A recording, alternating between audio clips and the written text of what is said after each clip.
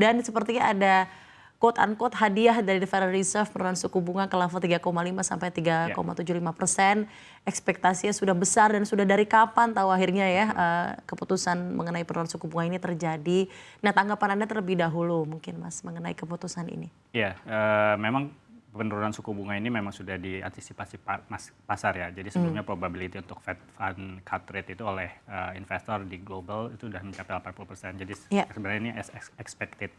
Nah, tapi kalau melihat reaksi pasar bahwa Dow-nya rally, terus S&P-nya juga rebound segala macam, sebenarnya memang sentimen positifnya masih ada. Jadi masih ada beberapa hal yang sebelumnya belum di-price in, jadi sekarang mungkin mulai dikejar oleh market.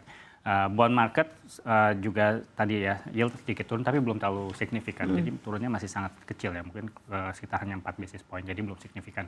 Yield US Treasury 10 year masih belum turun di bawah 4%. Jadi ini mungkin yang kita harapkan ke depan mudah-mudahan masih ada upside gitu ya di bond marketnya. Kalau kita lihat risk asset memang udah duluan rally ya. Jadi mungkin benar ya, dengan cut rate orang risk appetite-nya naik, yang dikejar adalah risky asset saham, terus kemudian proxy commodities seperti gold juga ikut naik, dan kita harapkan akan ada spillover yang positif ke emerging market seperti Indonesian stocks seperti itu. Tapi kalau kita melihat gitu ya mengenai arus dari capital yang masuk atau keluar, capital inflow, capital outflow, kita tuh melihat tuh belum terlalu konsisten. Betul.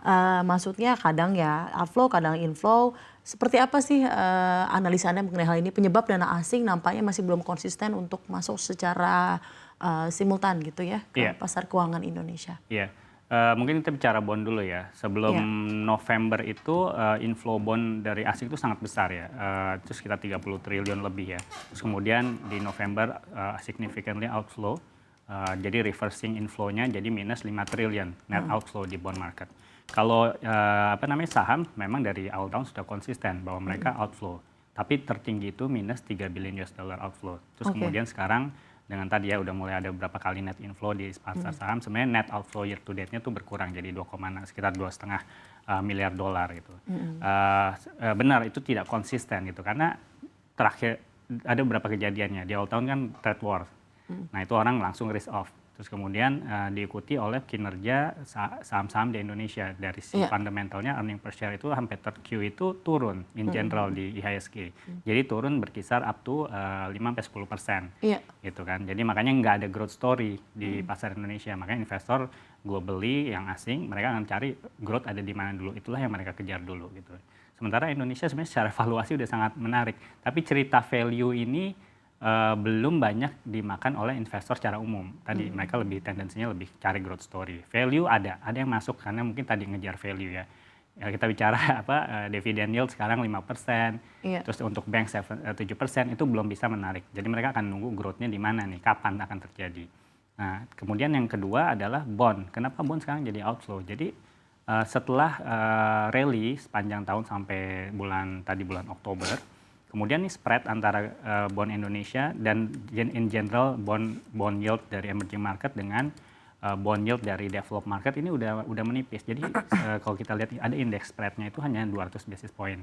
Sebelumnya tuh lebih dari itu, 250-300. Nah di level-level itu investor nyaman tuh masuk ke emerging market bond gitu karena yieldnya spreadnya menarik dan itu bisa cover kalau misalnya ada currency risk movement. Nah sekarang yieldnya gapnya spreadnya tight banget hanya 200. Jadi mungkin banyak investor merasa aduh kayaknya untuk mengcover currency fluctuation ini nggak cukup. Terus kemudian dari sisi levelnya juga udah jauh lebih turun. Kalau dulu mungkin awal tahun kita start di 7%, sekarang udah 6% gitu. Jadi mereka mencari ada global rotation di aset juga mana yang lebih menarik upside-nya. Jadi sebagian mungkin ada yang pindah ke developed market bond balik, terus kemudian ada juga yang mungkin pindah ngejar ke saham tadi seperti itu, globally seperti itu. Tapi secara keseluruhan adakah alasan lain seperti masih tinggi risiko ketidakpastian di global untuk mereka melakukan global rotation bond itu tadi, dan di satu sisi apakah ada kekhawatiran sendiri dari investor terhadap aset keuangan domestik ataupun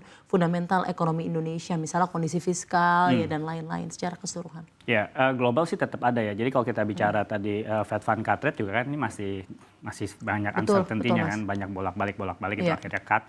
Terus kemudian 2026 juga next question kan. Orang masih expect 2, terus kemudian tapi kalau lihat dot plotnya cuma 1, terus kemudian dari yang hasil rapat kemarin kan ada dissenting 3 gitu. Jadi sebenarnya masih banyak uncertainty, iya tetap masih ada. Tapi mulai berkurang. Kalau dulu mungkin ada uncertainty dari sisi Central Bank Amerika, ada uncertainty dari US Trade War. US Trade War-nya kayaknya udah mau conclusion nih kan ya. Betul. Jadi sebenarnya satu risk sudah berkurang, tapi belum selesai. Geopolitical risk at the moment kan masih di behind the scene gitu ya, tapi belum tentu itu nggak balik lagi. Uncertainty itu masih ada. Gitu. Terus kemudian kalau di global seperti itu, kalau di domestic market, balik lagi dulu awalnya isu kita di awal tahun ini adalah satu purchasing power yang sangat rendah gitu, terus impact tadi ke IPS growth jadi negatif gitu untuk emiten, terus liquidity perbankan very tight. Nah itu beberapa hal sebenarnya dari pemerintahan kita juga baru ya waktu awal tahun ya. Nah ini beberapa hal kan ini udah mulai berjalan, jadi purchasing power udah mulai diadres oleh pemerintah dengan social assistance, terus kemudian dari liquidity perbankan juga udah mulai diadres oleh central bank dan Kementerian Keuangan. Terus yang ketiga pemerintahan ini udah berjalan 1 tahun gitu. Jadi sebenarnya 3 resiko utama yang ada di market ini belum selesai tapi udah berkurang jauh gitu. Pemerintahan kita orang udah bisa melihat pemerintahan baru seperti ini, programnya eksekusinya seperti ini. Jadi udah lebih familiar gitu kan. Terus kemudian dari sisi tadi ya liquidity udah mulai diadres, kelihatan LDR turun, cuman memang demand loan-nya lagging gitu pertumbuhannya. Nah ini mungkin akan baru reflect tadi kalau misalnya purchasing power mulai membaik.